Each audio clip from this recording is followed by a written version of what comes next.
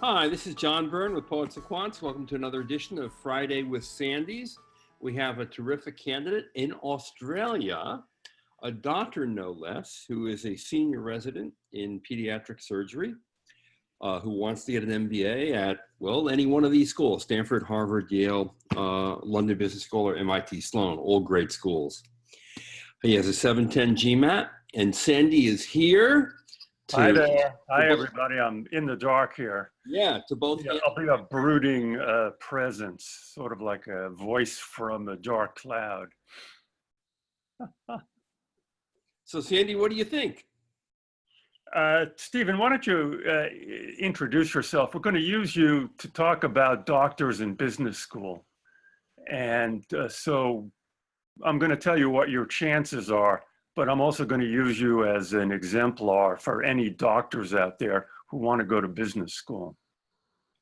Sounds good. So my name's Steve. How old are you, Steve? I'm 29 years old. Yeah, good. That's a great I've age. Got 3 years experience as a doctor in Australia. I'm currently working in a children's hospital on a pediatric surgical team. I've got 2 degrees, one in science and one in medicine. And so basically my position really is I've got experience in social entrepreneurship in my spare time.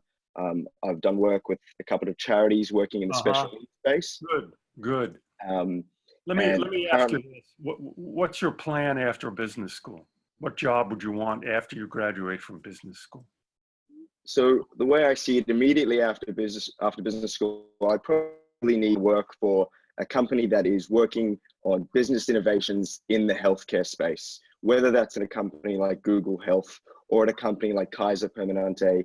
I see myself working in a business like that initially, with the end goal in the next 10 to 20 years of starting my own company. Okay, that's a good answer, particularly the Google part. Tell me what a career path could be if you don't start your own company. I think it's quite broad.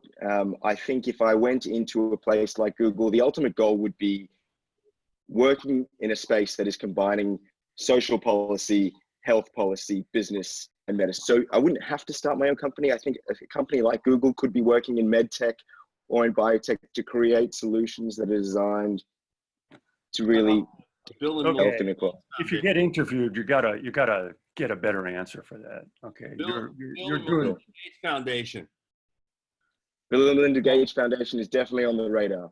Yeah, all those are good answers. But just for purposes of being interviewed, you really have to have these job branches, pretty solid. You go after business school, your answer about right after business school, I could either work at a place like Google Health or McKinsey. They've got a big healthcare arrangement there, or a third place. That's a great answer. And then my long-term goal is to be, all right, now, you told me your long-term goal is to start a company. That's correct. I'm not sure that's the best answer. Although if you're really devoted to it, you should say it. But suppose you got pushback on that. Suppose they said, like who? Give me an example of someone who's a doctor who started their own company and has an MBA or not, but ideally has an MBA. I think it's becoming more and more prevalent that medtech startups or healthcare startups are actually run by doctors themselves. So where traditionally you might not have seen that, and you would have seen doctors being on the advisory panel. I think requiring a really good that's a good answer. Just beef it up with some facts. You should really immerse yourself in that, because that is not leave, but to detour or to seek advanced training for a guy like you who's a very active pediatrician. They want that to be a decision that you really have studied and thought about. Sure. Diligenced, as you will learn when you become an investment banker. God, no. Well, I did give Stephen this article. When we'll post the site under this video. When doctors, I'm sure this is helping, when doctors go to business school, career choices of physician MBAs. So now this is this was written in 2016, and it surveyed the career choices of doctors made, God knows when, from 1941 to 2014. So it's a little outdated, but what did the article say, Stephen, about what most doctors do? I think there's still a large part that traditionally have gone in to get an MBA so that they can start up their own clinics or their own practices. Yeah, according to the article, 27% went into clinical, 27% investment banking, 11% hospital administration. That's what most of them probably said on their applications. And then 9% became leaders in biotech devices, and 9% in something else I can't read anymore. But the bottom line is a good many of them do stay into medically related fields. I will say that, you know, that time period, 41 to 2014, misses a lot of the entrepreneurial activity that's occurred in the last 10 years. Yeah, A good. good number of people are doing healthcare startups, and that's changed a great deal. Okay. Now, John, are you aware that people at Harvard Medical School frequently cross-register at Harvard Business School? I believe that number is astounding. Boy, I want to check this. I think it could be more than half. Wow. Harvard Medical School is very small, but I think maybe half of those graduates either cross-register or get a dual degree or something. But Yeah. The thing I will say with certainty, without the actual real numbers, is a lot of people at Harvard Medical School are interested in MBA training as well. Yep. I'll say something else about the study as well, that most of those MBAs, I guarantee, did not go to Harvard, Stanford, Yale, London, or MIT Sloan. So when you look at the bigger universe of MBAs, they might do more conventional things and actually want to do what Stephen wants to do. Yeah, okay, here's a question for you, Stephen. Another interview question. I'm giving you a mock interview here. Tough Sure. one. Why don't you get an MBA in Australia, man? Save Great question. Something that's asked of me a lot, especially if you don't want me going that too far away from home. I think there's a couple of things.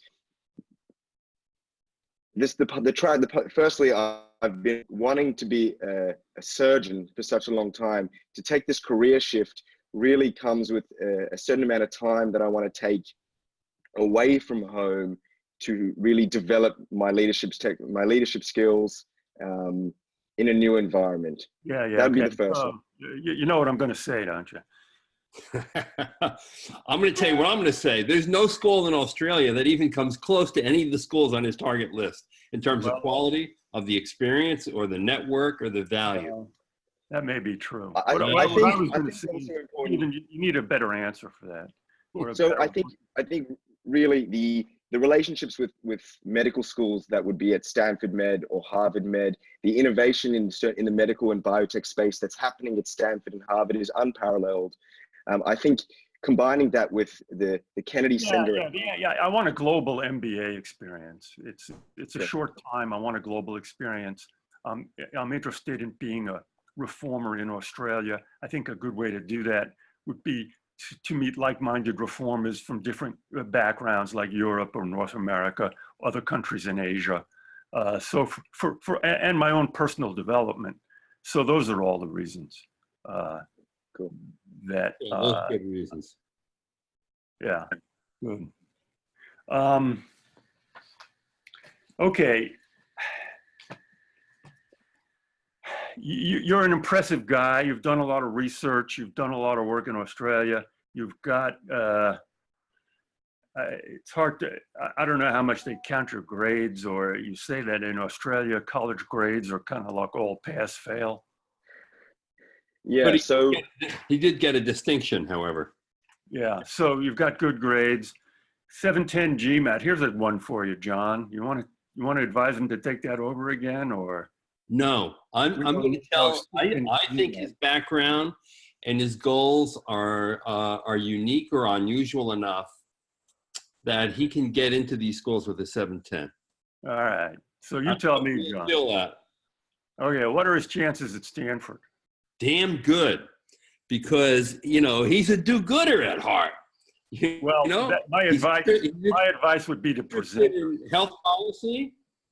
Yeah, he's interested in health policy. He's interested in social enterprise and helping others through healthcare. Yeah. The Stanford mantra, whatever, change people, change institutions, change the world. That's the way you got to present yourself.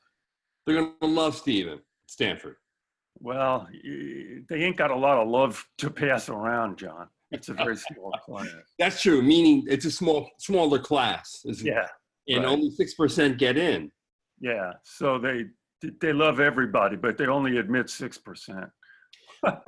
That's true, but one thing about this profile, this stands out of the pile immediately. You got a Stanford profile, Stephen. I hope you know what that means, because when you apply, I'm going to ask you to really focus on the Stanfordy parts of your story, both in terms of goals and we'll just go here.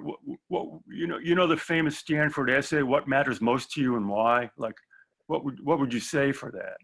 I think left out of my story is I was born in South Africa, and before I was 16, I'd moved about 12 times. And so my sense of community and what it means to have a community was really something that I developed over that time. So what I really want to do what I realized is that by giving back to communities, I really get a sense of meaning for myself. And so doing that with healthcare and realizing that by empowering communities with healthcare, what greater purpose can I have with my life? Yeah, that's and the so right. That's you got the right melody. The lyrics need to be refined, but that is the Stanford. So you got the Stanford song and dance. Yeah, good. And here, how many doctors possibly apply to Stanford's full-time MBA program in a given year? 10? And how many of them are surgeons? How about 0? And how many of them are from Australia? How about 0? And how many of them have a record of doing social good already and have a keen interest in public policy? Maybe 1 or 2. Yeah, I'll tell you, if you were applying from Australia and you were an indigenous person or whatever they call them there, that would be a Stanford plus. There you go. What's the correct lingo, Stephen? Are they Aborigines? Is that offensive or? Aboriginals and Torres Strait Islanders, or indigenous people. Indigenous peoples, yeah, that would be. Stanford would go for that one. Okay, I think your chances at Harvard are good, although they do have a lot of doctors from Harvard Medical School.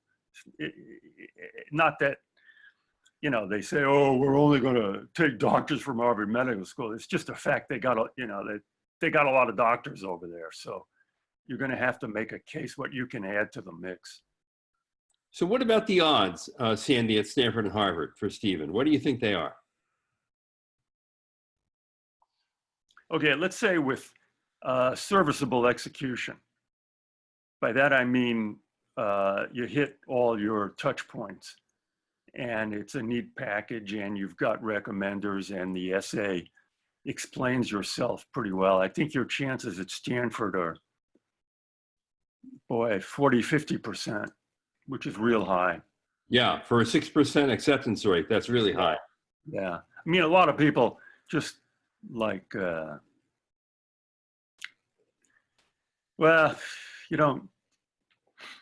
don't flunk the Stanford interview because it's not all that important. But Stanford's just really hard, and you're a special guy. But when you get there, you go, boy, there's a lot of other special people. There's a lot of special people in the world. Not too many people will hold the scalpel in their hands. Yeah, that's true. I agree. What about Harvard? I think your chances at Harvard this is where it becomes just not screwing up the interview, and that can happen to great people. As I've said many times, the Harvard interview is like being born. real bad stuff can happen instantly. You can see from Stephen, he's got a good personality. He has good presence. I think he's going to be a real impressive character in an interview. Well, I hope so. And I think so too. I do a lot of Harvard interviews.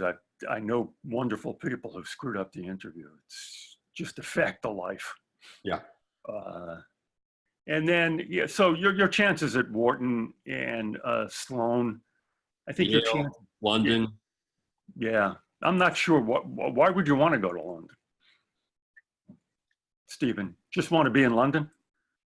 Yeah, I think I've got a lot of friends at London. I think if I'm going to hedge my bets in terms of American or European experiences, but I think my preferences in my top 4 would definitely be in the United States. I just had to throw European school in there. All right. You got a real good story, and you've, pretty much put it together. I was just applying some discipline to it. Your basics are real solid, and you're a solid guy. So I predict great things for you, and good luck. Happy to have you run a hospital. Thank you.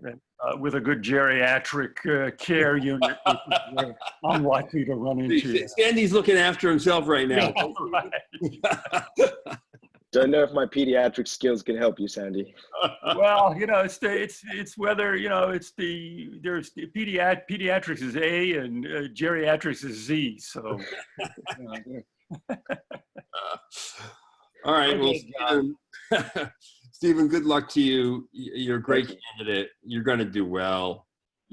Some of this is random. So, you may not get a yes from everybody, but you're going to get a yes from enough people that'll make a difference and set you up really well.